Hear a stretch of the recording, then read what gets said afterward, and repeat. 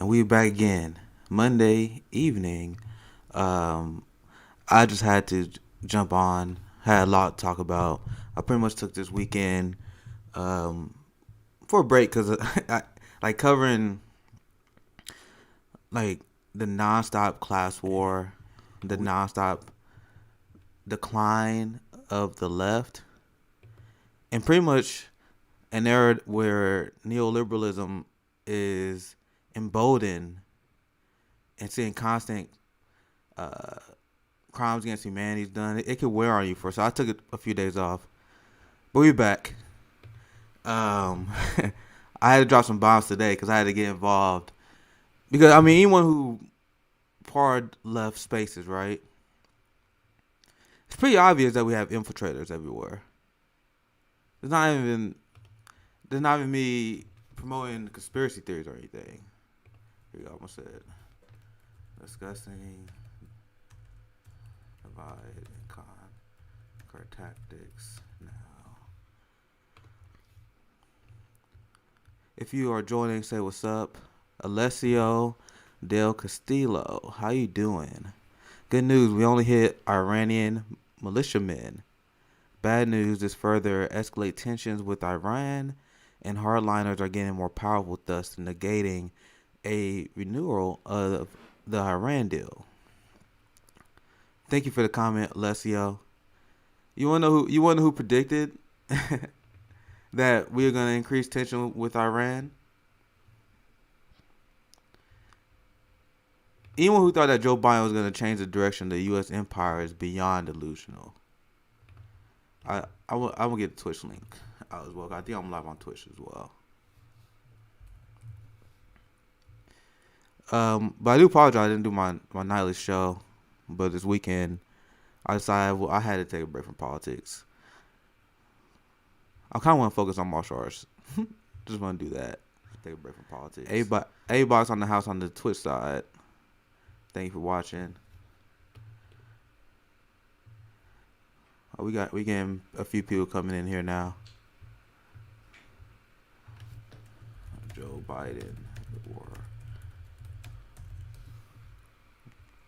because what I try to do here, and my community focus, has always been punching up. Oh, we got plenty of people on Twitch side now. Sienna, how you doing? I get a Twitch link. I'm now talking to the community. Join us. There we go. So that way people can follow the Twitch link or the YouTube link wherever they want. The strikes are U.S. reaction to the new Iraq head of state. It doesn't really matter what we reacting to. They are sovereign countries, and we have no right to bomb them. It's really just that simple. Anthony Hawkins II. I've been following you a while. Homie, first time running in live. I'm using catching up the next day or something. Consistent content, excellent dialogues. Thanks. No, thank you, brother, for watching. And I hope you guys are supporting Fairhampton Leftists as well. People that follow my YouTube for a while, I've been doing this for about a year. No, I took hiatus on my YouTube channel for about 2 months to build up Fairhampton Leftists. And tomorrow, I have one hell of a show for you guys tomorrow. I'll be talking to Shahid Buttar. I need to call him to make sure I got the 3 o'clock set up. But I think I should be 3 o'clock Central. I'll also be talking to 10 Demands to talk about police abolition. Because that's my focus. I want to focus on hard-hitting, substantive issues. And discussing like the actual demands we put in place on our police state is something that's important to us. So we're going to do a weekly breakdown of each demand. We have 10 of them.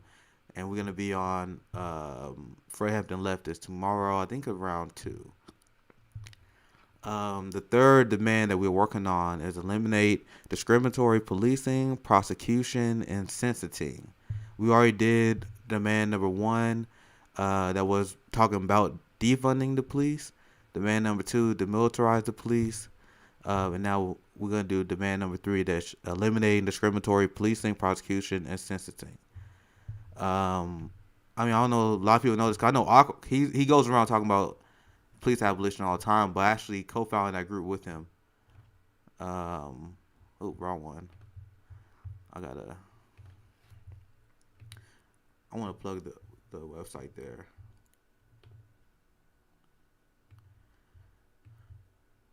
See, when it comes to actually, like, I want real demands. Like, I don't want just tired of people just showing up at protests with no demands, and that's what the point of what we're doing. Like, when the police brutality protest was going on, we were saying that we need demands.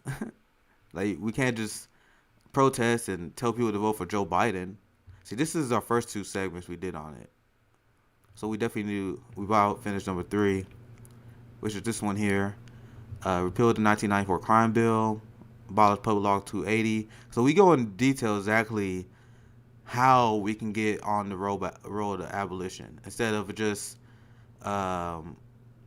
being incoherent when it comes to just talking about abolition of police, right?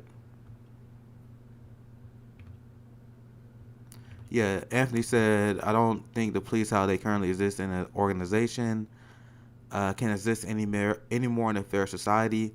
They never existed in a fair society. The people who are against abolitionists and the concept of defund the police, they tend not to know that there was never a point in which police solved or prevented crime. That never been a thing. It always was an institution designed to uphold white supremacy and fight on behalf of the ruling class. Totally, I'm not sure if protests are effective.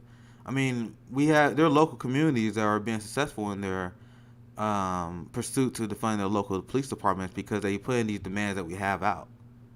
So that's what you need as well as your protests. And also that's the merits of the inside-outside game, where if you actually have a strong working class movement protesting and putting demands on the ruling class, you're supposed to have people on the inside that are willing to have your back. We don't have anyone like that. Our inside game votes to increase the police budget more, complicit with that.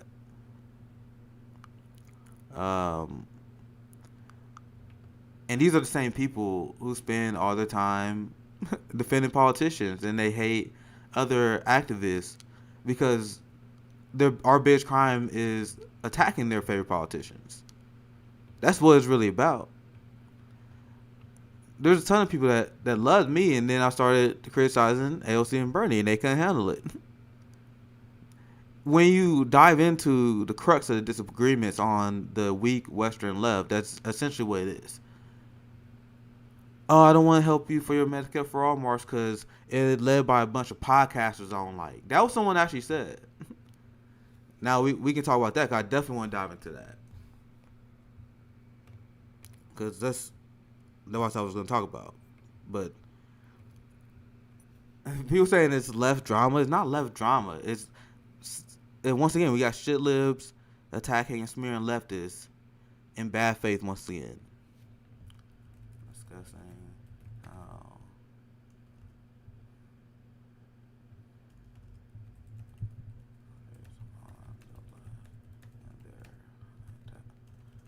non-stop attack on activists. So Savage Joy played a giant role in organizing this Medicare for All march. And anyone who actually followed the left and using left spaces, it's clear that we've been infiltrated.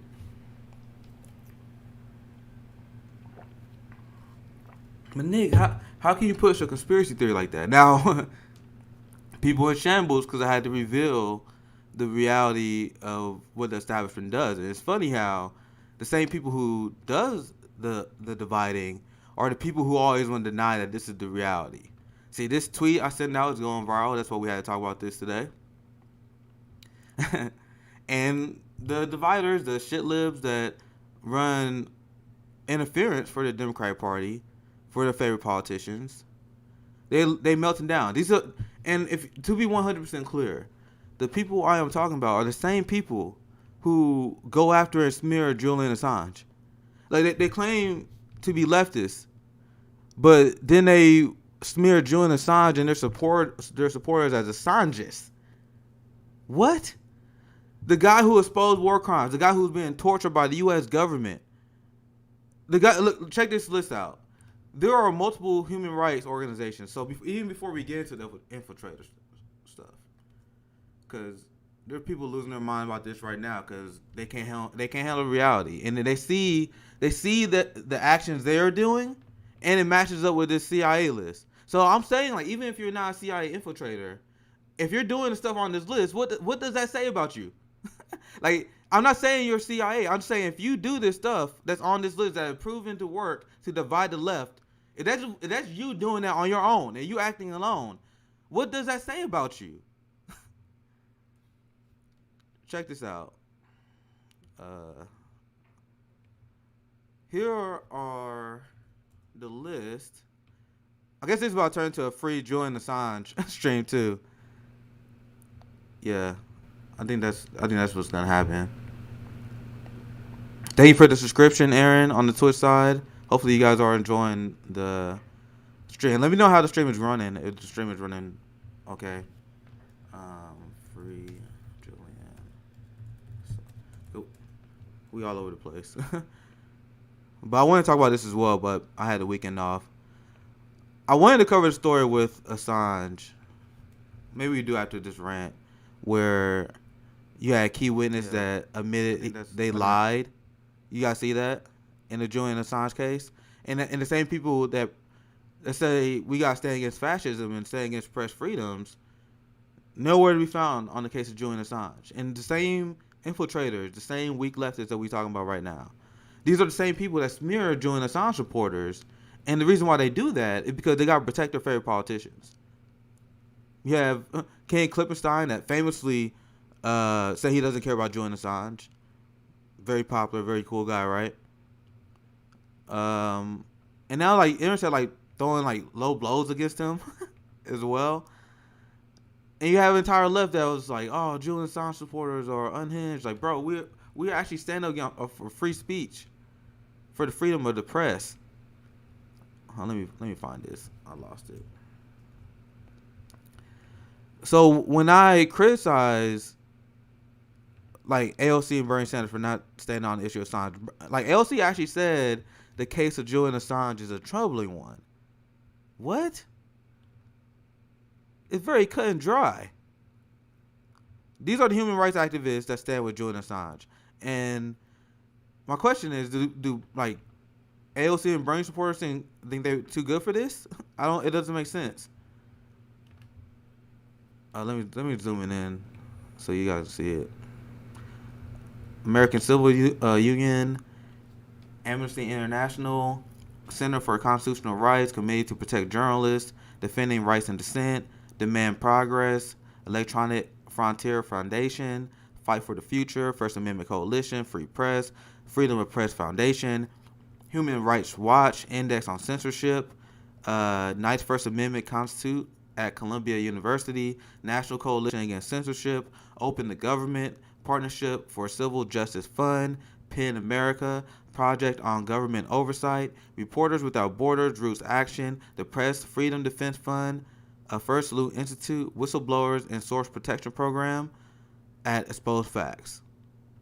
These are the activists all over the world that came out and demanded that Donald Trump and Joe Biden drop charges on Julian Assange, because anyone who's actually a serious person know how criminalizing journalists from exposing the government from committing war crimes, that sets a dangerous precedent, and that is fascist behavior.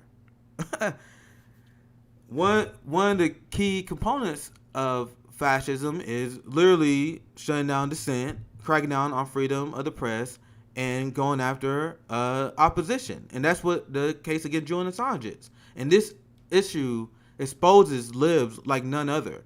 So these same people go after Assanges and smear Assange supporters. The guy's being tortured, and he's a suicide risk because he had been placed. Even now, he is in limbo because he not being extradited, but he's just in solitary confinement, no chance of being released. He's literally being tortured. That's mental torture. He has suicide threat because of that. Like now, people have been complaining over the course of COVID-19, where they say, okay, people that are on lockdown, that is bad for your mental health. And you have people like, oh, we gotta open up the country because having people stay at home and be isolated, that's bad for them. That's been happening to Julian Assange for years now. You literally had a new story that just came out that said that one of the key evidence that they trying to use to convict Julian Assange, he admitted that he lied. A key piece of evidence. They got an innocent man locked up in prison for exposing U.S. war crimes. Meanwhile, Barack Obama got a Netflix show. He bombed Doctors Without Borders. Julian Assange exposes these war crimes. Meanwhile, George W. Bush is being rehabilitated. Now we see why. We see why they did that. Because now Joe Biden is, once again, having foreign policy just like George Bush and Donald Trump, doing illegal bombings. This is why they want to rehabilitate George Bush, because they want to lessen the blow of those war crimes. They want to normalize it. And that's what they did. They all Dick Cheney Democrats now. Let's get some comments here. But you guys see where I'm coming from, right? First, you got to cut the squares out of the circle. She said she had some concerns and considerations about Assange. Yeah, that's what I was talking about with AOC, Ghani. Oh yeah, we'll get to the CIA playbook. We'll break it down as a community as well. Yeah, even Human Rights Watch CIA mouthpiece. Give me some more information about that, A-Box. I would love to hear it. Yeah, he's been going crazy for years. Remember him destroying the room he had a few years ago? Yeah, what they doing to Assange is inhuman. And this is an issue where you can get bipartisan support. Because if you just explain what's going on, you can get people that support you on this issue. And these same people smear, like people like Glenn Greenwald or Jimmy Dore for going on Fox News. But he got Tucker Carlson and the right-wing audience to agree with him on this. This is a civil liberties issue. Fix my mic here. I'm going to drop my mic. We should have saw this coming when we saw Cheney at the DNC convention. He was at DNC convention? No way. No way. Ghani saying anyone who voted for Biden did so knowing that his foreign policy was almost as bad as Trump, if not significantly worse. They do not care for the global South. I highlighted that during the election. Like, Joe Biden was only the lesser of two evils for white people. For privileged white people, and we've seen it. Who has Joe Biden been for the lesser two evil for so far? He funding the police more. Joe Biden is funding ICE more than Donald Trump has. They still had deportations. Let me pull this article. I wanted to cover this as well, because I always find stuff to cover. So I think I have a story to cover specifically on this topic. Oh, come on, where is it? I got too many stories. One second, we covered the Biden deportation story. I gotta go on my Twitter and find it. There. So this is what I reported on, and we can go through the actual article. Discussing Biden's inhumane immigration policy. Joe Biden, sir of two evils for white. I'm gonna say privileged white people, because it's like not even all white people, it's class. Privileged white people. But he's especially not the lesser of two evils for any disenfranchised community or disenfranchised. Like, I'm literally writing a story right now. My next op-ed. Like, the Biden administration is everything I feared. Everything I feared is coming from the Biden administration right now. And I covered the Trump administration, and I saw the crimes against humanity, and that's why I was able to point out how Russiagate was nonsense. Because anyone who actually followed the Trump administration saw the constant ramping up of escalation and tensions with Russia, pulling out the nuclear arms treaty that Biden got us back into, arming Ukrainian rebels, like actually following the substance. Biden got us back into. Oh, let me arming. And like, if you see, I'll call Trump supporters out on this all the time, because Trump will attack Hillary for being a Wall Street puppet, a puppet of Goldman Sachs. But I'm like, bro, Trump is a puppet of Goldman. He's doing everything the rich wanted. Trump was a gift to the ruling class. He spanned the wars, and he cut their taxes. And he got people to focus on culture war issues while they're giving people corporate bailouts. He saw the largest transfer of wealth in human history last year. We are in a class war, and Joe Biden is fighting that class war as well. I saw that coming. Pretty predictable. Like, I covered how Joe Biden is illegally cutting unemployment benefits. And I covered how you're not going to have a guy like Jim Crow Joe, who built this inhumane immigration system, who built this carceral state. He's not going to fix it because he created the problem that led to Trump.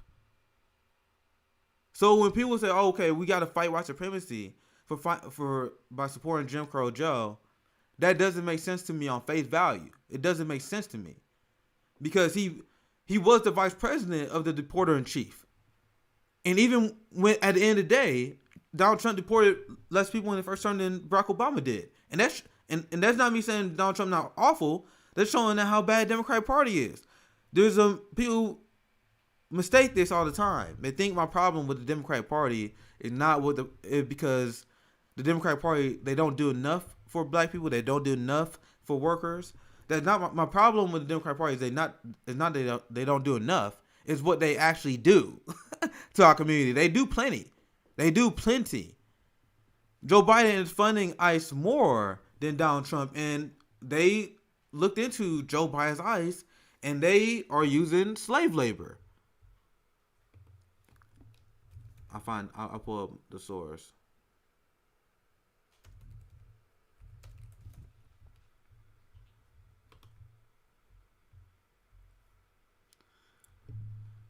Come on, it shouldn't be that hard to find, guys.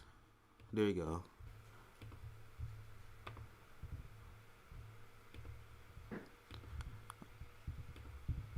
I gotta fix the dimensions. See, who's this the lesser to evil for, guys? This is Joe Biden's ICE. Biden administration ICE contracts encourage forced labor. And this came out under Joe Biden, and then what was the response? Fund the agency more. This has a stamp of approval of neoliberalism. And people are say, you can't just attack neoliberalism because you have fascism. Like, bro, what ideology is responsible for 2.5 million dead in the Middle East? The destabilization of the global South. So no one's apologizing for fascism. What you are doing by apologizing for the Democratic Party and Joe Biden, you're whitewashing the crimes of neoliberalism. This is the human rights violations that happens under neoliberalism. But you have the privileged white left, you have the privileged people who are not affected by these policies. So since they're not affected by this policy, it's not a big deal. Oh, you gotta vote for the lesser to evil. Oh, Joe Biden, he running slave labor camps at the border. Doesn't affect me and my family, so it's good. I talk about how Joe Biden built a prison industrial complex. He sided with Wall Street against black homeowners and take our wealth. White privileged people like, oh, that didn't happen to us. Not a big deal. He's a lesser of two evils, guys, because his crimes didn't impact me. That's what they actually are saying. I like this comment. Les Bone just made. This is what voted for when I voted for Biden like a moron. Live and learn, brother. Like, I voted for Obama in 2012, and I'm like, never again. Never again. Once again, I had issues with Hawkins The Green Party is not perfect, but they are the party of reparations. They had reparations on their platform. They had cutting the military budget on their platform, because if you're not serious about cutting the military budget, you're not serious about fighting climate change, because the military is the largest polluter in human history. So like a lot of people on the left said they're policy-based voters, but are you? What policy were you voting for, Joe Biden? You voted for increased ICE budgets. You voted for increased tension with Iran, and I called this. There was a comment earlier like, yo, now there's not a good chance they're getting the Iran deal. Like, bro, the Biden administration had no intention to get into an Iran deal, period. No intentions. I called this in December. You guys want to see the old tweet? The old tweet? I literally was like, bro, I wouldn't be surprised if he ran for attention when I ran. He didn't pull out the genocide in Yemen. Check. Sign with the genocide in Israel, the apartheid state in Israel. Check. Like, these are things that if you pay attention, it was obvious what they was going to do.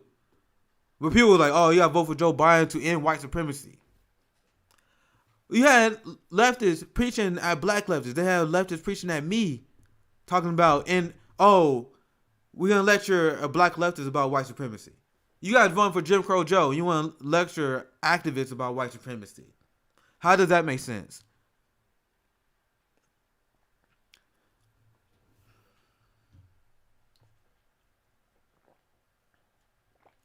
These same motherfuckers that saw Juneteenth become a national holiday, and they're like, "Yeah, we got a black agenda now." Like they expect us to be happy about that. Meanwhile, buying funding ICE and the police more. And then they came out with a big story, and I've been covering. Like, there's so much propaganda come out. Actually, let me get into this because it ties to this. So that I've been talking too much. I actually dive into the story. Always gotta change these dimensions to move it over a little bit. Since Biden took office, there has been more than 450,000 deportations or expulsions. And ICE, In ICE, detention is up more than 60%. Skyrocketing from 14,700 on January 15th to 26,190 as of June 18th.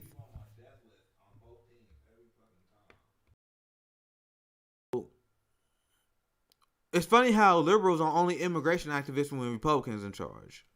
Where is the tears from AOC over this? Where's the crying at theatrics? Right? This is the kind of shit that the progressive caucus should be shutting everything down for. Oh, AOC, Ilhan, why are you shutting down this bill? Because we're funding ICE? They should take this protest all the way across Washington, D.C. instead of saying that Joe Biden is exceeding expectations. You should be constantly bringing up the fact that he's funding genocides. And he's funding ICE more, and he's doing it for a reason. You think Joe Biden is funding ICE more for just out of kicks and giggles? This is why, because he wanted to halt up deportations. And these same people pretended that Biden was siding with Haitian immigrants. And I've been calling out on my show. You haven't been seeing on a lot of other people's show. They've been saying like, oh, well, at least Joe Biden, he just slowed down the Haitian immigrant deportations, ignoring the fact that he already deported 2,000. He deported more than Trump did all last year. See, this was when Biden was going on his Haitian deportation spree. U.S. officials are deporting Haitian immigrants despite knowing they may face danger.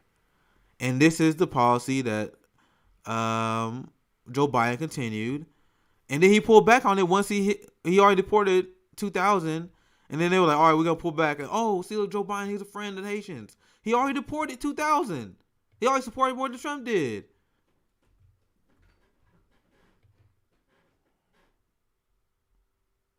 See, this is when he actually did it. Biden administration extends deportation relief for Haitian immigrants, allows new applications. Sounds good, right? But there's still people that are slipping through the cracks on this. You guys know that, right? Yeah, I'll find it. Oh, come on.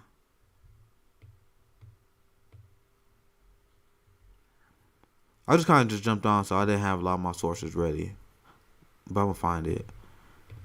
On the pole, I can get a splinter in your ass. I got too many tabs open.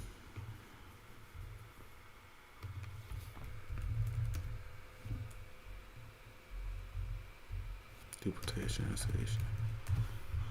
It's really hard. It's really hard to find these damn stories, but I'll just read this.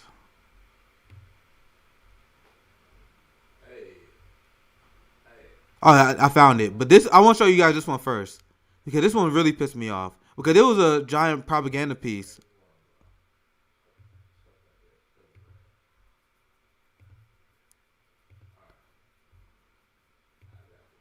Here, this is one I want. This one I want to show.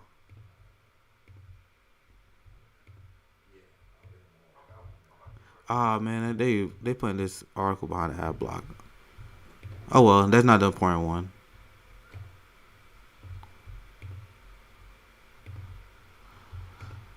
This is the one I want to talk about. New temporary designation protects some Haitians from deportation for now. Others left out. So it's all they always write these misleading headlines talking about how Joe Biden is doing something great, but then you always dive into the details later, and it always some BS like this. And then what Biden did was temporary, guys. It was a temporary halt. So this is gonna be another issue coming up here soon. So we allowed some of the Haitian immigrants to stay because of the Haitian. I think it was a hurricane down there that devastated them, and Joe Biden was like, "Okay, now COVID started. We're gonna end the protection that we gave Haitian immigrants because of the Haitian hurricane, right?" Using the same logic that Trump used, the Biden administration used. They're like, "Okay, we gotta curb the COVID numbers," and that's the same argument Stephen Miller used. So once again, showing how Kamala Harris and Joe Biden is just like Stephen Miller, Steve Bannon on the issue of COVID-19 immigration. So that's what Biden's eyes been doing. Let me get to some of the comments here.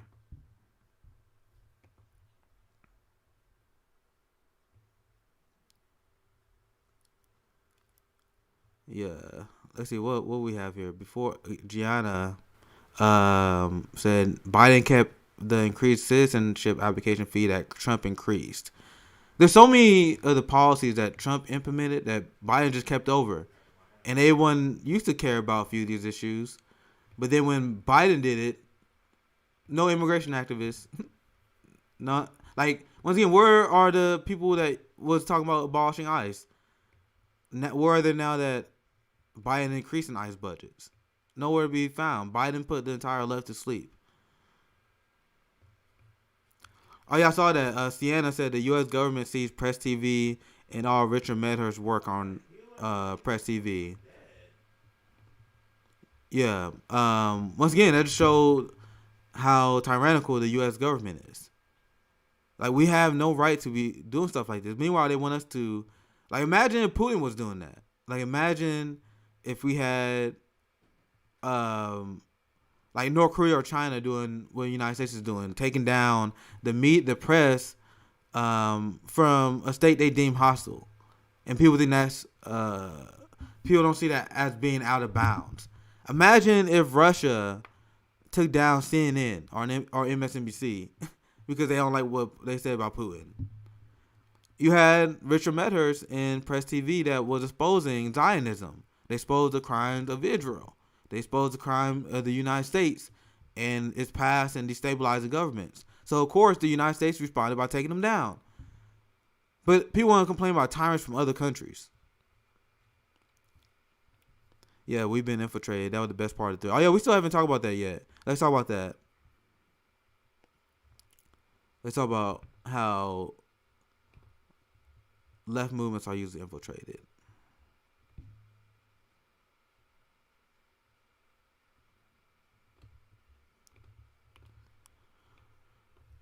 Okay. I say this one. We got plenty of people watching now, so this is where we can dive in this one, discussing how left wing movements are infiltrated. How's the stream go? How's the stream running? Make sure the stream running smooth before I start this next segment.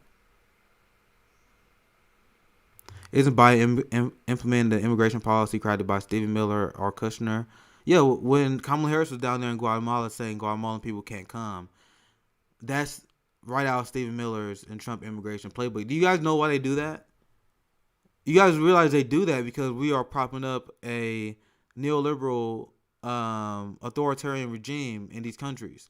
So when you have people in Guatemala trying to escape from governments that we installed through multiple CIA coups when we crushed their left-wing movements, if we was to accept their application to asylum, that would be delegitimizing the countries that we are allied with and we back up. So the United States we are allied with Colombia, for example, Ivan Duque, who torturing and killing activists that are protesting the neoliberal tax increases in Colombia.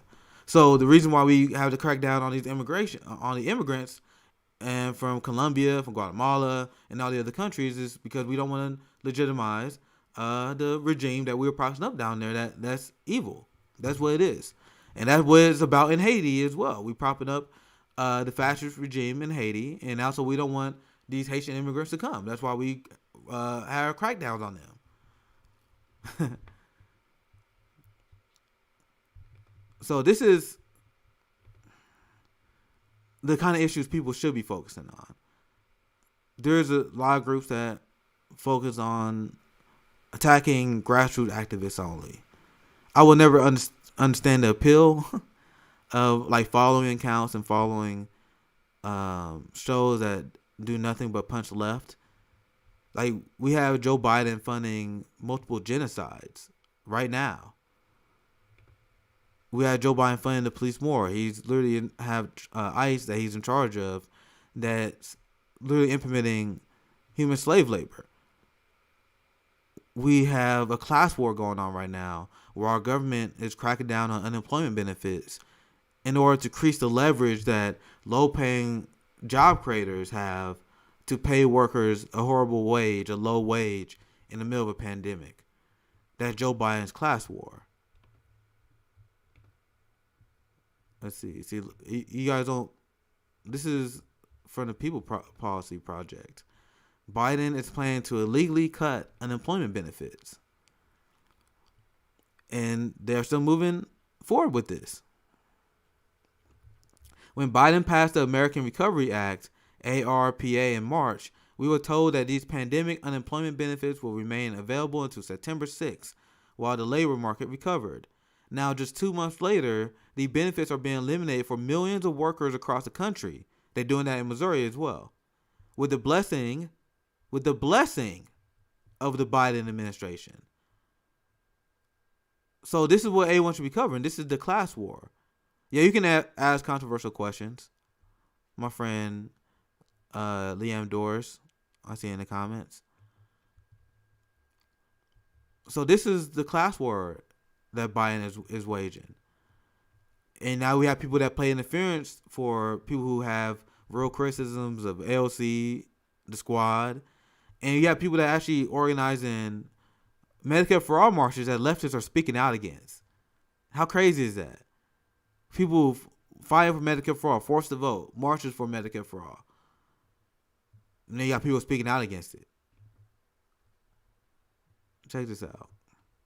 Now, this is the tactics that people use to break up left-wing movements. They use to break up workers' co-ops. I mean, this was literally in the CIA handbook. It was uncovered with the Freedom of Information Act. So check this out. I'm not even going to cover all the highlights. We cover every single one there. Insist on doing everything through channels. Never permit shortcuts to be taken in order to expedite decisions. So these people would just want bureaucracy to always get in the way. They're here to slow down and stifle these movements. That's what they do. Make great speeches. Talk as frequently as possible and at great length. When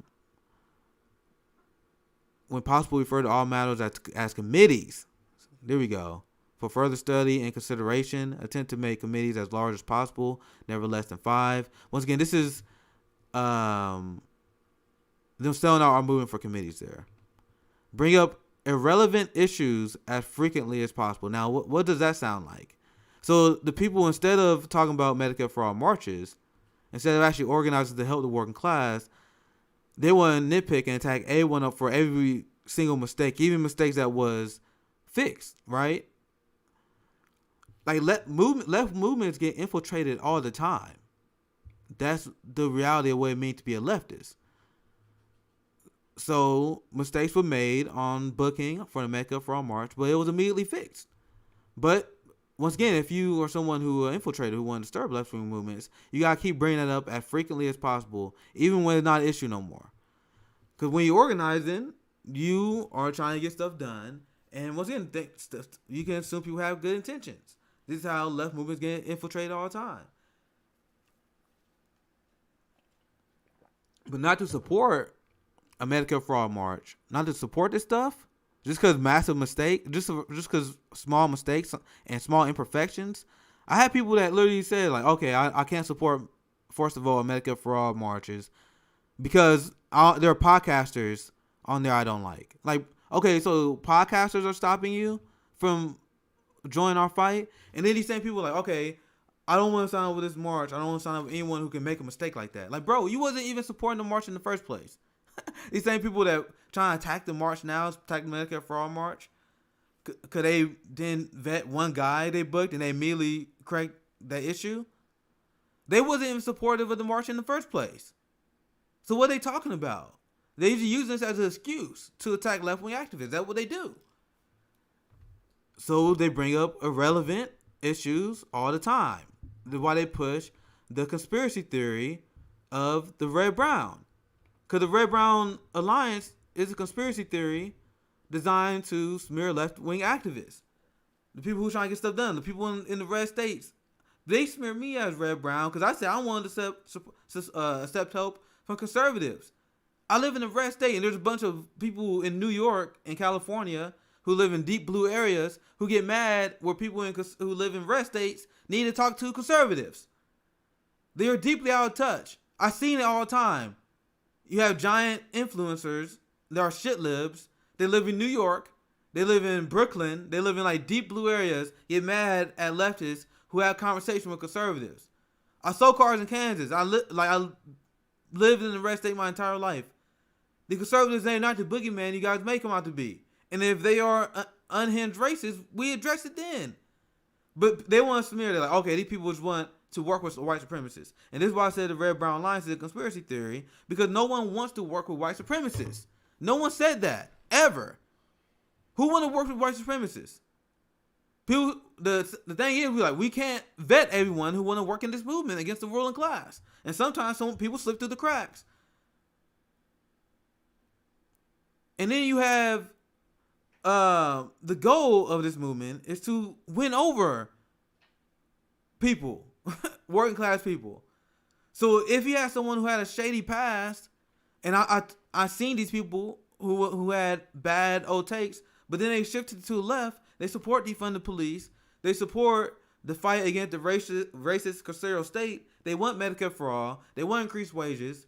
You tell me we can't work on ballot initiatives to get stuff done? Like if you had a proposal to get increased Medicare for your state, you would turn down these signatures. If you would turn down a signature for a ballot initiative because you want to have this pure movement or whatever, you're deeply unserious. And then the funny thing is, you have these same privileged shit libs who want to lecture about white supremacy to black leftists, but at the same time they voted for Jim Crow Joe. They vote for Joe Biden, who done more damage to the black community than anyone. That doesn't matter though. Joe Biden supporting our fascist police state, him literally creating civil asset forfeiture, which steals 60% of wealth from the black community and sends it to the ruling class. That's Joe Biden. I covered this on my show. He praised it on Senate floor, expanded it. He talked about how he expanded the death penalty, which goes directly after the black community. He talked about how the police should beat suspects into confessions. which is eliciting confession, which is illegal. It's inhumane. But Biden was like, I don't care about human rights. That's the guy that they voted for. They voted for Jim Crow Joe, who was a segregationist, who built this fascist serial state. But they want to lecture black leftists about white supremacy. The guy who is funding the apartheid state in Israel. The guy who don't care about Palestinian lives at all. The guy who is funding the ICE slave labor camps. This is the guy who's fighting white supremacy. This is the party against white supremacy.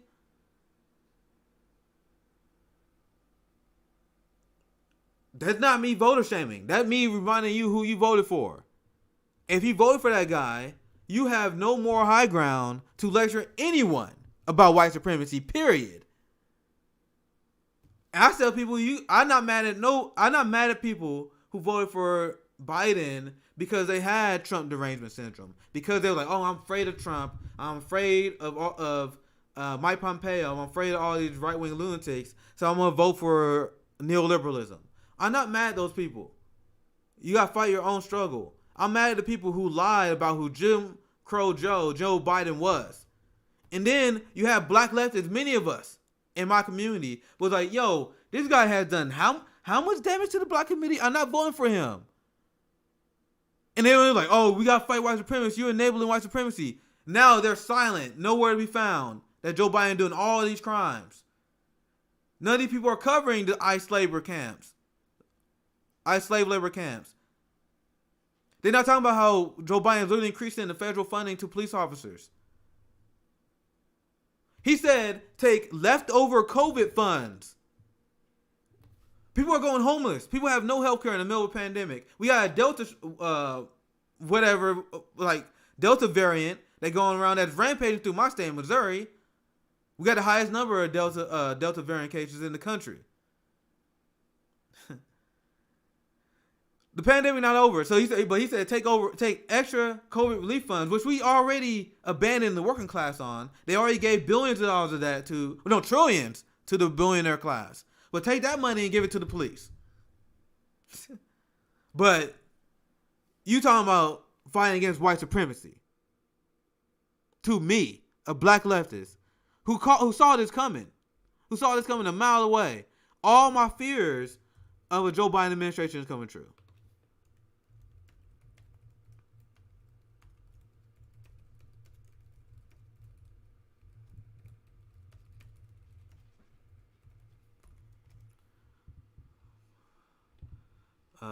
Maybe I should tweet the Twitch one out this time. How's the stream going, guys? Getting fired up.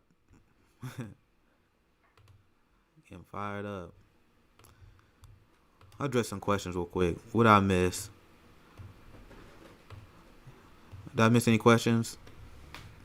I need a drink. We still got more.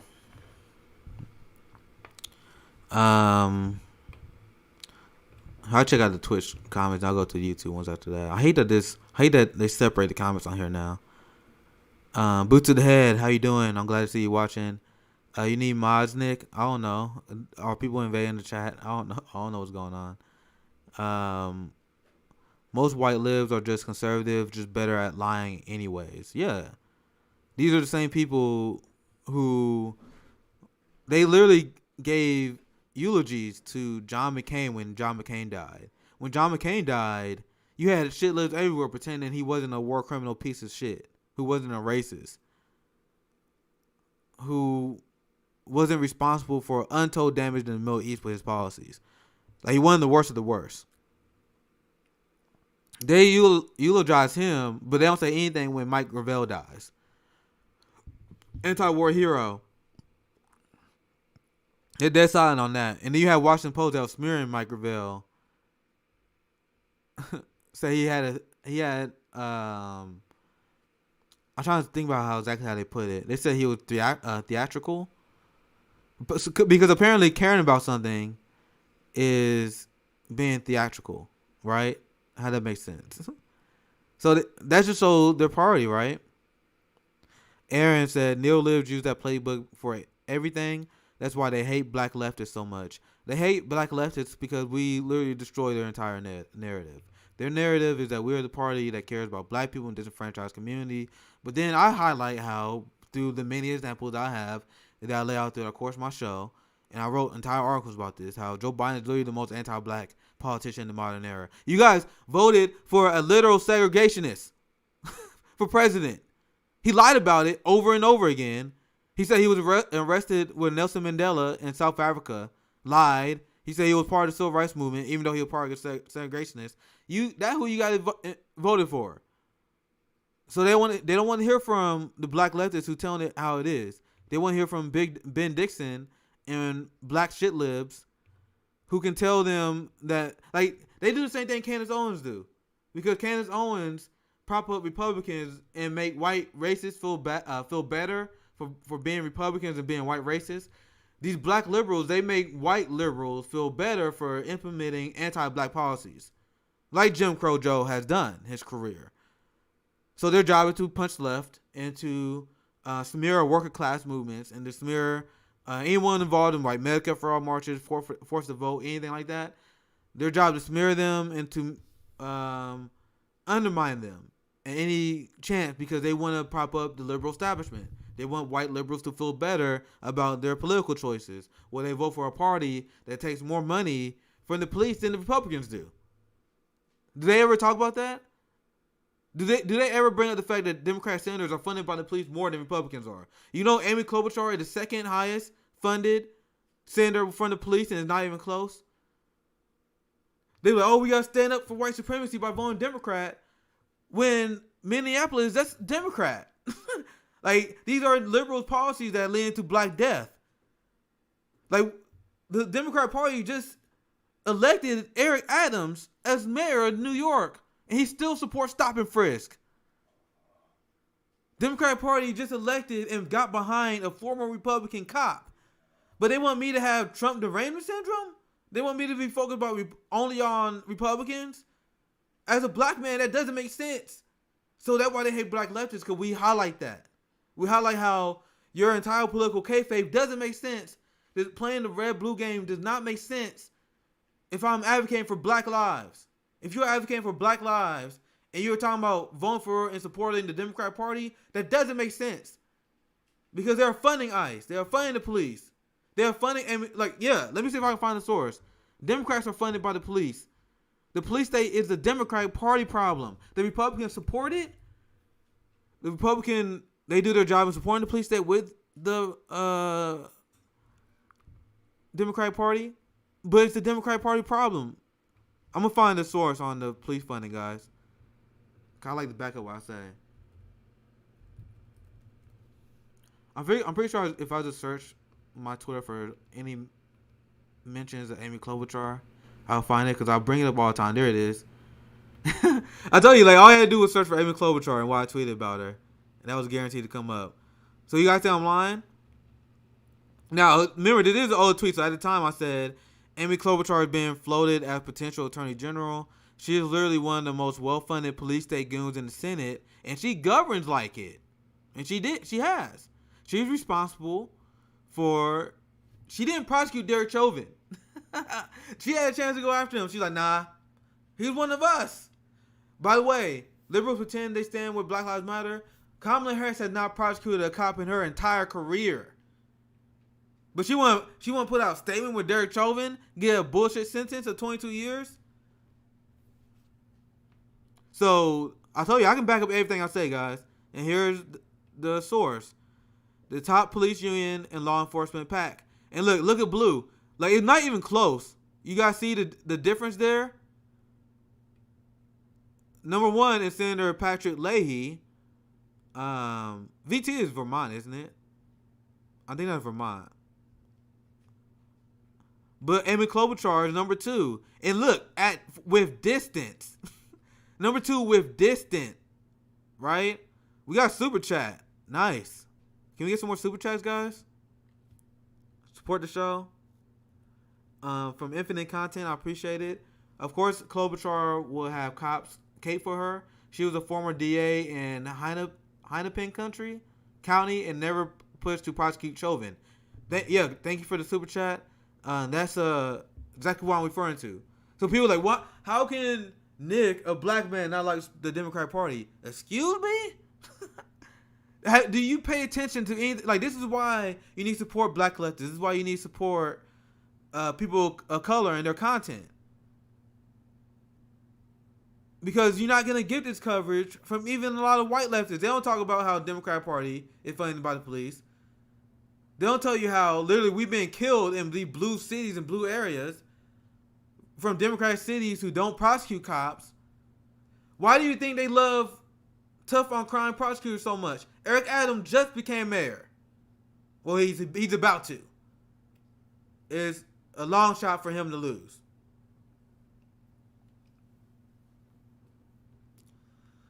There's so many people that are deeply unserious. This is why I don't buy into the red-blue game. You gotta be deeply unserious to buy into this shit. Joe Ferguson just said, call out bullshit whether it's red or blue. You guys see I love reading comments. Keep it coming. Super chats help out a lot. And I appreciate everyone who is checking out this video. This is a fun time, isn't it? Patreon at Socialism may probably the best way to support as well. Because you guys can subscribe on Twitch, super chat and all that stuff, but the reality situation is that Twitch and YouTube rips us off. So probably the best way to support is Patreon. I appreciate everyone who's watching because this is pretty fun, isn't it? I'm trying to do this more often. I said I was going to do it every day, but that was pretty ambitious. I was going to do it on Saturday, but we had people over. I had company and I couldn't do it. I always feel bad enough when I got to tell my brother to be quiet. I don't like doing that often. So, thank you everyone on the Twitch side who's still watching. I'll try to check out some of your guys' comments. I apologize. I usually try to read both because I know some people prefer Twitch, some people prefer YouTube. All right, I'm gonna get to some comments now. So leave some questions if you guys have it. Chauvin is also Governor Paulenti's nephew. It's all nepotism. That does not surprise me one second. I didn't know that. I'm not gonna pretend I did, but man, that does not surprise me. Always fun. I catch the show whenever I can. I appreciate you being a supporter, Liam Doris. We got a few follows on Twitch side. I'm sorry I missed one of them, but we got Love912 followed on Twitch. But we need to support black leftist content creators because hopefully I provide a different perspective than you guys get somewhere else. I guess we finished reading the CIA thing, right? I just talk about how bring up irrelevant issues. That's the one that triggered me, I guess, because that's the one that brought that whole rant about. I brought all that stuff up because they don't talk about that stuff. These people said we need to talk about hijack the Democratic Party. We need to be sympathetic to liberals. They don't talk about none of the stuff I just brought up. So they bring up irrelevant issues as frequently as possible, even issues that already been resolved. Even if it's been resolved, still gotta bring it up.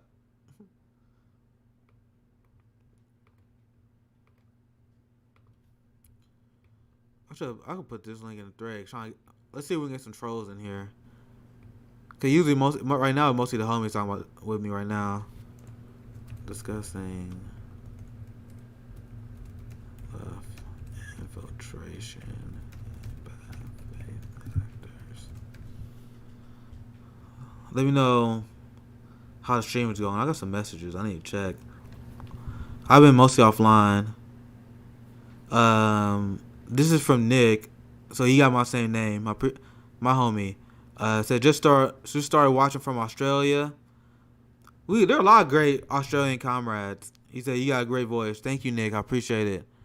We got a few followers that came out on the Twitch side. Help share my these streams too, cause we gotta beat the algorithm whenever we get a chance.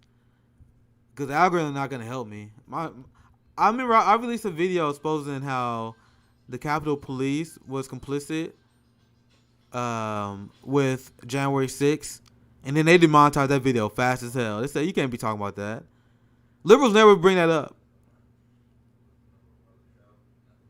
Tenderlung said, "Don't tell me they kicked you off FHL for talking about what you do to a what WS trying to test you." That was the best FHL stream I've seen.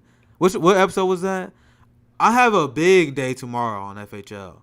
Like, no, I'm still on FHL. I'm still doing my thing there. but I miss talking to my community here at my channel. So tomorrow I have Shahid Buttar on, and we're also gonna be talking about police abolition. I think an hour before that, police abolition talk gonna be at I think 2 my time, 2 p.m. Central. And then Shahid should be on at 3 p.m. Central. And then I'm gonna have my friend Afeni, a real grassroots activist, and he's gonna talk about the state of the left, talk about left infiltrators as well. Cause this happens all the time. Like people freaking out. Like left movements always get infiltrated. We handle our business, we cut them out, and that should be the end of it. But people saying like, oh, we shouldn't support people fighting for Medicare for all because of this happened. They're being ridiculous, and they're deeply unserious people. Workers co-ops can be part of your time business. What? Yeah, I think that's a play for worker co-ops. Thank you for that. Though we want Fred Hampton Leftists to be, if we ever grow as a network, we're not gonna go the TRT route because you have Cenk Uygur who's like he busts unions. He's a union buster. If Fred Hampton Leftists grow, we're gonna be a workers co-op. I'm not trying to be a millionaire off this shit. Like I'm the co-founder of Fred Hampton Leftists, but I will 100% I want a co-op. That's what we're gonna do. I'm not making money off of this. We got a comment on the Twitch side from Lazy Time Waster. Hey, can you talk about our Sunrise Movement protest today demanding a Green New Deal and Biden's stupid ass response to it? So, Lazy Time Waster, are you with Sunrise?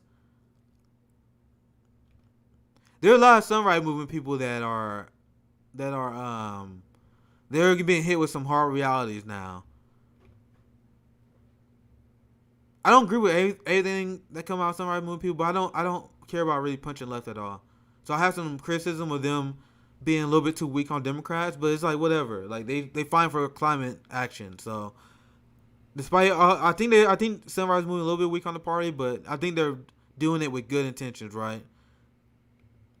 That's my weakness. I give people too much benefit of the doubt, I guess, because that's why I stand. I heard a lot of people saying they butting in with Democrats way too much. But if they are pushing Joe Biden on climate change, that's a good thing. But I seen some stuff on like the highest levels of the Sunrise Movement where they're like praising Democrats, Joe Biden, they're kind of like squad sycophants. I don't like that, but as long as you fight for climate action, you have my support. So they have my support for the most part. So all my criticism of them would be coming from a place of support because of KC Sunrise was the first place I started organizing with before I got into the Bernie campaign. So let's cover this story. I actually love when I get suggested stories. So keep that up. That's fun. We're going a little bit longer today, but let's figure out because I've been gone for a while. So let's cover this story. I'll promote it. Live discussion about we can do a whole segment on the climate crisis. You guys want to do that? We can do a climate crisis segment, and then I'll take some questions, and we can end it from there. Live discussion about the climate crisis and how Biden and the liberal establishment are ignoring it. There was a story that just came out how Joe Biden abandoned the public option and that didn't get any outcry from progressives. And not only that, he abandoned any significant fighting for climate change. So how you fighting climate change when you funded the military more than Trump did?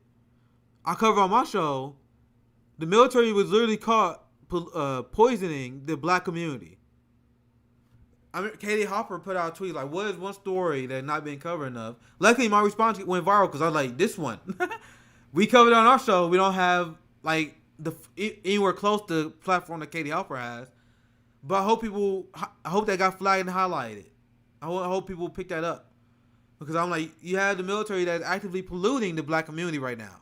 And Joe Biden funding them more. We got a question from Ghani. Nick covered Biden going after anti-capitalists. Yeah, I got a story on my YouTube channel. Like I go on live here, but you guys should still check out the YouTube side because I cut clips And one of my clips is how Joe Biden is targeting socialists.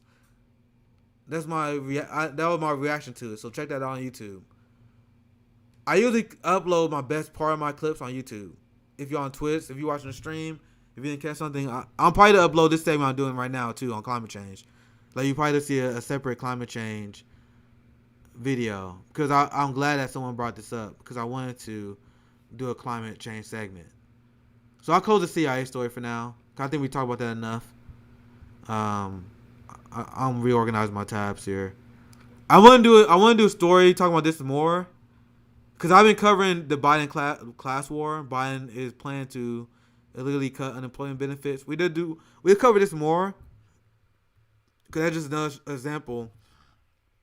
Excuse me, of how Biden has been just like Trump, fighting for he was funded by billionaires, now he's fighting for him. If you enjoy the stream, please share. Share if you have people that who like watching this. Cause we got a few more followers on the Twitch side. I don't know what's going on with Twitch, man. We got people. Did we beat the algorithm on Twitch or something?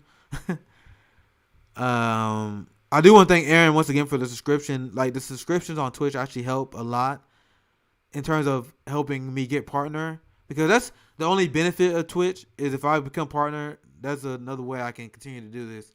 So that's why I got Twitch running. That's why I got the link. And if you, I just got a subscription. Thank you, Kyle. That stuff helps. If you want, like, I don't like covering like nonsense. We covering the climate crisis, foreign policy. That's what we do here. And I'll put in work this week. Like tomorrow, I'm gonna have like a 3-4 hour stream on Hampton Leftist. I'm gonna have a talk with 10 Demands, Shahid Batar, my friend Finney, and I might just invite some Patreon subscribers, right? So let's go, my friends. Thank you for the support. So let's talk about the story. So this story came from one of my viewers on Twitch. And do you mind clarifying? Because I'm curious. I'm talking to Lazy Time Waster. Do you still organize with Sunrise Movement? Are you a member of Sunrise Movement? Because you said we, so I just want to make sure I'm clear on that. Because I'm glad that you let us know. So to let people know who just now joined the stream, he said, yeah, I think Sunrise had Hope Biden. So I think this is clarifying what I said earlier. Lazy Time Waster said, I think Sunrise had Hope Biden. Now they're ticked off because he's so lame. Personally, as a DSAer myself, I had no illusions about Biden, but I'm stoked the Sunrise is keeping pressure on. Once again, I don't want to go after any activists because Sunrise do good work, but they was kind of naive. Like they was thinking like, oh yeah, I know Biden not perfect, but we gotta have at least some climate action, so we gotta support them. Like no, they don't care. Like he literally is standing offshore drilling. He funded the military more. His climate plan is a joke. He's putting like government subsidies out there to incentivize companies to support climate change. But that's just a corporate handout, what he's doing on his infrastructure plan. Do you guys know that? Cause he giving people like corporate subsidies for that. But the problem is the billionaire class. Like the problem is the class war. And that's why I tweeted before. The top 10%, guys. The top 10% is responsible for 50% of the global emissions. So it's the billionaire class and the corporate entities that are responsible for climate change. The bottom 50%, the working class, the proletariat, we are only responsible for less than 10% of the global emissions. The bottom 50%, I repeat that, the bottom 50% of the working class is only responsible for 10% of global emissions. The top 10% are responsible for over 50%. If you're not for the class war, if you're not for eating the rich, you are not serious about climate change. And the problem with the Green New Deal is great because it's great systematic change. But there's no mention of imperialism in the Green New Deal. How can you not talk about imperialism in the Green New Deal?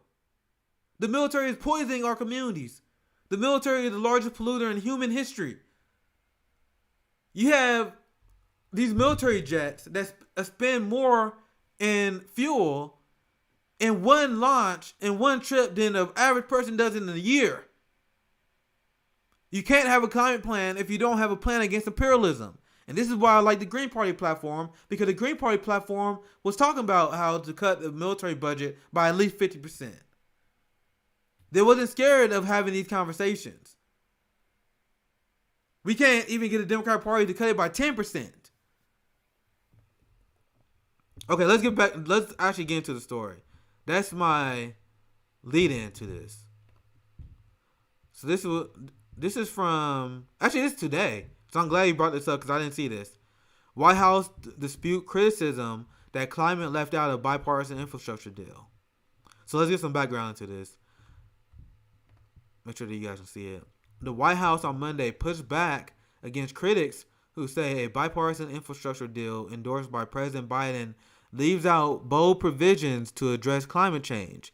I would dispute the notion that it doesn't do anything on climate. So this is Jen Psaki. Jen Psaki in her position shouldn't exist. Yeah, I appreciate the subs they threw on. I appreciate that, Liam Doris. That's giant for my channel. Thank you. I appreciate that.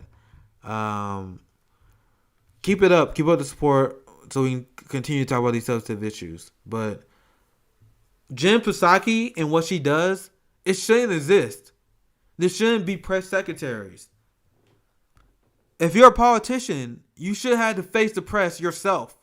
And I do not want to hear that they're too busy. They're not. We pay your salary. We pay taxes. You are required to explain what your mindset and your thought process is. I don't think that's unreasonable for us to ask that. So Jen Psaki's job shouldn't exist. I can easily dunk on Jen Psaki, but I'm actually done with that distraction.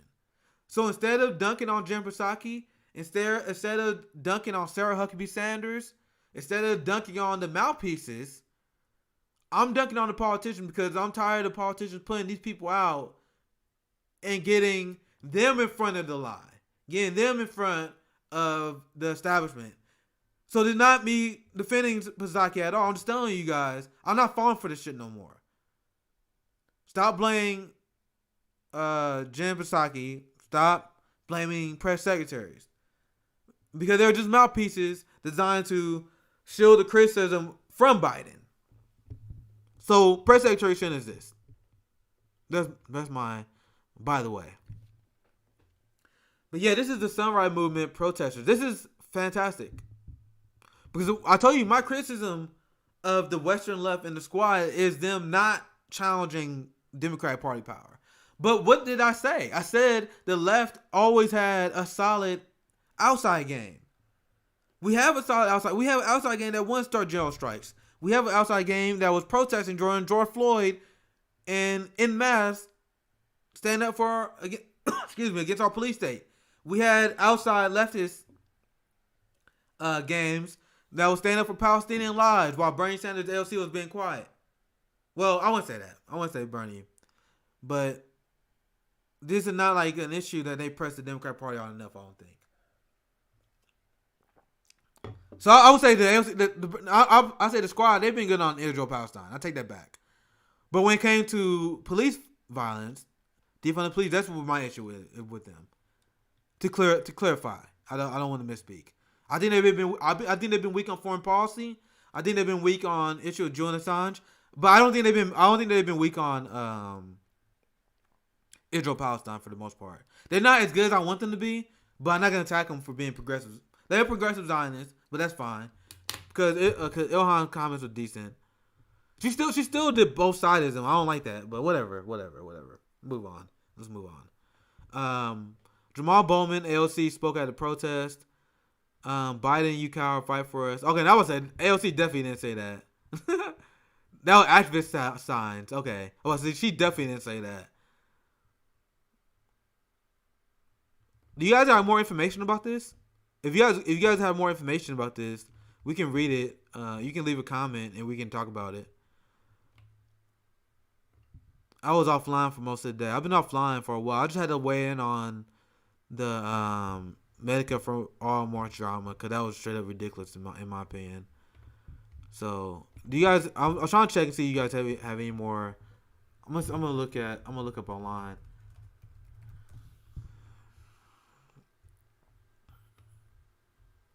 Come on. You see this? I was looking for some dirt. It said Tucker Carlson reveals that Biden administration is spying on him. Probably is. He probably telling the truth. But fuck Tucker Carlson. I don't care. We got another follow on Twitch. Handsome fella. I believe you. Probably are handsome. Probably are. I'm old. I look old now. Should we watch this? Do you guys want to see that? I don't know. Like, that'll give me a lot of clicks. Like, people who talk about Tucker Carlson, they get a lot of clicks.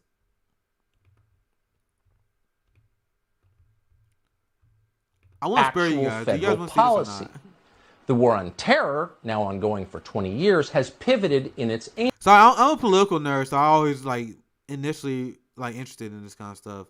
I want to see what propaganda he's using. Like, I don't understand how anyone don't see through Tucker Carlson. You know what I mean? Like, he's obviously a fake populist. He obviously has a role he's playing. Like, pretend that the Republican Party is the solution. Like, what? Anyway. Let's see what you guys say. The war on terror is now being waged against American citizens, opponents of the regime. If you guys don't want to watch this, let me know, because I don't care. We saw this on display on January 6th. We told you a couple of weeks ago, based on language in publicly available indictments, that the FBI clearly had foreknowledge of the riot at the Capitol that day. And the agents we spoke to this weekend confirmed that is true. Quote, the FBI had sources in that crowd, confidential sources, snitches. That's 100% certain. Oh, so so this I actually do want to say something about this, because now you have conservatives that are anti FBI now. You had Laura Ingraham on Fox talking about defund the military. Go ahead, I agree with you. So it's funny how they're melting down and they just creating they're still talking about January 6th. I don't even care about talking about this, because why are we still talking about this? How many people have been killed by the police since January 6th? I don't know. I don't get this guy. Tucker is boring. I don't get it. There are leftists that are fascinated with this dude for some reason, but he's boring. But it's not just political protesters the government is spying on. Yesterday, we heard from a whistleblower within the U.S. government who reached out to warn us that the NSA, the National Security Agency, is monitoring our electronic communications and is planning to leak them in an attempt to take the show off the air. Now, that's a shocking claim, and ordinarily we'd be skeptical of it. It's illegal for the NSA to spy on American citizens. It's a crime. It's not a third world country. Bro, things like that should not happen in America. But unfortunately, they do happen, and in this case, they did happen. The whistleblower, who is in a position to know, repeated back to us information about a story that we are working on that could have only come directly from my texts and emails. There's no other possible source for that information, period. The NSA captured that information without our knowledge and did it for political reasons. The Biden administration is spying on us. We got multiple. We have confirmed that. This morning we filed a FOIA request, a Freedom of Information Act request. I'm bored. Sorry for wasting your time. That was just I hate following red blue. That's why you don't see me talk about this stuff. This is boring. It's stupid. It's so dumb. They probably are spying on you. That's the government you support, Carlson. What the fuck?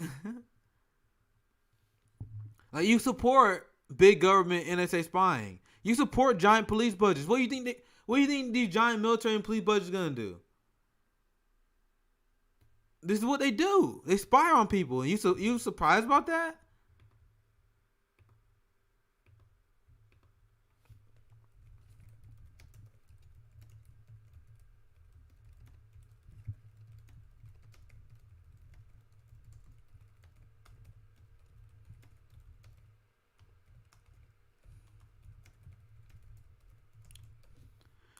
So I had to send that message real quick.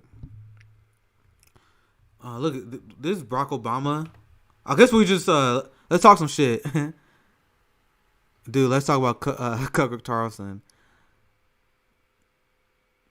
Like, these people, they're just boring to me. Like, when I watch, like, corporate media, when I see Tucker Carlson, like, he just, he pretend he's populist, but he just talk about the culture war all the time.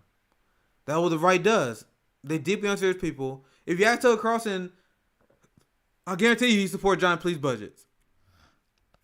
Giant military budgets. So I can outflank these conservative idiots coming from a libertarian, socialist, anarchist point of view. I do it all the time. Like, that's why I'm not afraid of talking to conservatives. That doesn't intimidate me. Like, people are like, oh, we shouldn't be talking to conservatives, white supremacists, or well. I'm like, bro, I'm going to talk to them, and I'm going to make them feel stupid. Because I'm going to let them know that they say, I'm a big government name-state socialist, but you are the name-state supporter. Because if I was to press Tucker Carlson, I guarantee you he supports giant military and giant police budgets. That's who he is. He support us spending more on healthcare than we would if we had Medicare for all, a single payer healthcare system, a national healthcare system. Diddy in the house. Finally, it's cool. You abandoned me. You abandoned me for Rome, but I don't blame you. I don't blame you at all. But conservatives support giant police budgets that do not justify themselves. That was Tucker Carlson, I guarantee. Because Tucker Carlson, he talks about defund the police. He smears the defund the police movement. Then at the same time, Tucker Carlson and conservatives pretend they are alpha males. Tucker Carlson and conservatives, they pretend they're alpha males, and the left are weak soy boys or whatever. But they are the ones who want giant police budgets so they can have men in uniform protect them. Like, bro, do you guys want this giant nanny state government? You guys want all this, like, police departments take half of city municipal budgets. You guys want that. You guys want a giant police budget that doesn't justify themselves. So that's who they are. So I attack them from, like, I can even inflict them on their own values. I'm like, bro, you say you for family values, but you're not in for a living wage. You're not in for a 4-day work week. Like, there's nothing more family values than giving people time to see their kids. They claim, like Nick the Soldier said, they claim they're alpha males, but then at the same time they support giant police budgets and nanny state. They want to tell people what they can do with their body. They want to tell people who they can love and who they can marry. They want the fascist authoritarian state. But then Tucker Carlson want to pretend that he's not that. See, once again, I believe in government that justifies itself. You don't have a government that justifies itself if you're a government telling women what they can do with their bodies. They're saying they can't choose when they can have kids. I don't care about what your religion say. That's too much government for my liking. That's what Tucker Carlson supports. That's what the right winger supports. They're not serious people. Yeah, Diddy's like, we got way too many people named Nick. Nick the socialist. Maybe Nicks are high-key based, though. I'm 30. I'm an old man. Watch your tongue. See, I already got people mad at me for playing Tucker. I literally just played him because we saw him on Twitter. Chill. You guys are people are so tribal. This from Lee Camp. This weekend, the U.S. bombed facilities of militias in Iraq and Syria who have been fighting ISIS. Biden called the attack defensive. American war crimes are never defensive. That's why he's telling people that we are the most propagandized country in the world. Because our media just repeats the PR and talking point from the Pentagon. Right? Like, they say we are bombing a country that's thousands of miles away. There's literally an ocean between us. But that's in self-defense. Bro, imagine if Iraq and Syria or Russia or North Korea bombed America sees American media companies and like, we doing it on active self-defense. How does that make sense? And then you have liberals who are reflectively defending the Biden regime, because that's what it is. I told you, that's why I said it's the Biden regime, because we call the Nicolas Maduro regime, the Putin regime. Like, bro, if anyone's a regime, it's the United States. The president is not changing the direction of the U.S. empire. Joe Biden is not changing the direction of the U.S. empire. That's why he foreign policy, just like Trump. That's why he exploiting the prison budgets, the police budgets, the ICE budgets, because that's the direction of the U.S. empire. That's the regime. We are the largest sponsor of terror.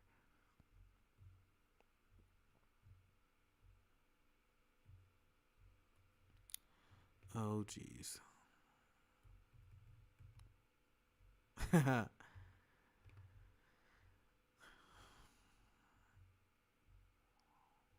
Look at this. I love this account, holding Biden accountable.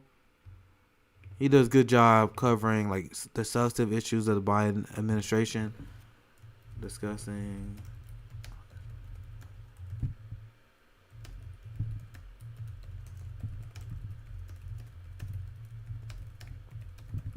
Discussing ICE prison labor camps. Biden is no less to evil. But holding Biden accountable is a pretty solid account. This one here. 5 months in, Biden is still overcrowding children in disease-ridden camps where they're sexually abused, fed raw meat, and not given medical attention. I didn't cover this story, but there was a story how you have people in ICE facilities where the conditions in the ICE facilities are so bad that they are actually hunger striking. The COVID conditions are so bad, their human rights are being violated. You had women being sexually assaulted, so they are hunger striking. So ICE is force feeding those people, which is a violation of human rights. I'll pull up the story. I don't have it saved, but it's pretty easy to find. I tell you, not. Like these things, like these stories are readily available. That's why I don't understand why people think we've been unreasonable by bringing this stuff up.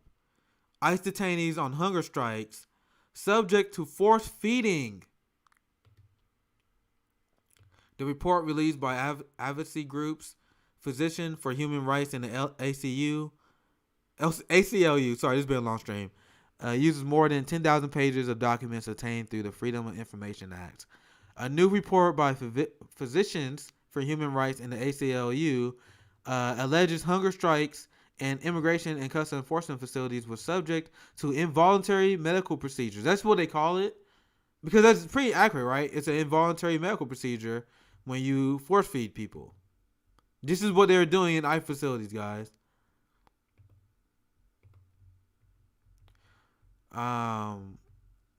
But that's not the only thing that they are doing that is robbing people of their human rights, because you have Joanna said ICE responded with solitary confinement, because that's another thing they do, which is torture. That's an important thing to note as abolitionists. Force feeding is the one that's gotten the most attention, and it's certainly one of the most egregious. And that's force feeding by a tube that's forced down the nose and down the esophagus into the stomach. It can cause a lot of damage and potentially life-threatening. So that's what ICE has been doing.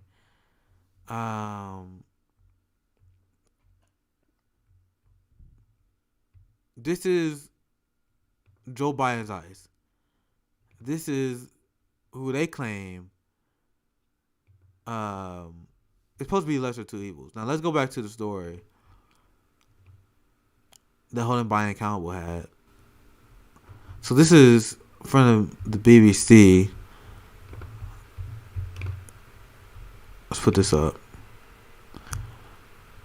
Heartbreaking conditions in U.S. migrant child camp. Man, I always gotta change the dimensions every time. All right, let's change it like that. There we go. So let's go. I guess this will be the last story we cover tonight. We're about 9 minutes in. In recent months, the U.S. has seen massive rise in migrants and asylum seekers from Central America. Violence, natural disasters, and pandemic-related economic strife are some of the reasons behind the influx, experts say. Some has suggested the perception of a more lenient administration under Democrat Joe Biden has contributed to the crisis. Though the White House had urged migrants again journeying across the U.S. border. So yeah, Joe Biden's eyes, nothing's getting better here. And this is something like this count here is all about holding Biden accountable. This is a failure of a campaign promise by Joe Biden. This is the kind of content that we want to cover here. These human rights violations, state violence. And one of my people we added on Frampton Leftist is an activist, Finney. She actually doing legit mutual aid in her community. We're going to have a series that we started on Frampton Leftist. She's going to be joining with me live tomorrow. So I'm going to end the stream here because we 9 minutes in. I appreciate everyone who watched. But if you wanted to hear, this is more of a solo rant stream where we cover stories. I get more involved into the comments than I can in Frampton Leftist at times. But please subscribe and hit the bell because I'm going to try to do this as much as I can. Like I said every night, but sometimes that can be hard because of the reality of my situation. It's been a struggle. That's why I've been asking for support. Patreon, super chats, direct donations to Cash App, Social MMA helps as well. But I'm trying to do this as much as I can because we gotta have a different perspective and reframe these issues. Because there's not people that covering these state violence issues. That people are not covering the Democratic Party the way they should. They rather just react to right-wing reactionaries like Ben Shapiro. They rather talk about beefs that happen between millionaires on YouTube. You have Sam Cedar and Steven Crowder, who they have their debate, and I don't care about the beefs of wealthy millionaires. That's what they are. I'd rather hear from real grassroots activists like a Finney, and we're gonna talk about these issues we laid out and how left organizations. Having people that try to infiltrate left groups is normal, and people who try to make this drama over that, they're bad faith actors. I don't take them seriously, and they get mad at me when I don't take them seriously, but I have no reason to, because I am fighting for black liberation. If you're against any black liberation politics, if you're against my politics and what I advocate for, I don't pretend that we're allies. We don't have to be. We should be fighting for healthcare. We should be fighting for police abolition. We should be fighting for the end of the forever wars. We should be standing up for indigenous people, immigration people, the ICE, all this stuff. We should be standing up against, instead of focusing on who what podcaster, who hang out with who, having this left cancel culture. I'm tired of that shit. That's not what we about. Not what we're gonna be about for Frampton Leftist. That's not what I'm gonna be about with the channel. And everything that I just outlined, pretend that there's a giant focusing on tankies, focusing on personalities. These are the things that get you clicks, but I'm bro, I don't care about clicks. I don't care. I'd rather just cover real issues. So hopefully you guys enjoy that and tune in nightly as I do this show here. And tomorrow I will have a pretty long Fred Hampton Leftist show. Shahid Buttar is going to be on. We're going to talk about police abolition with 10 demands.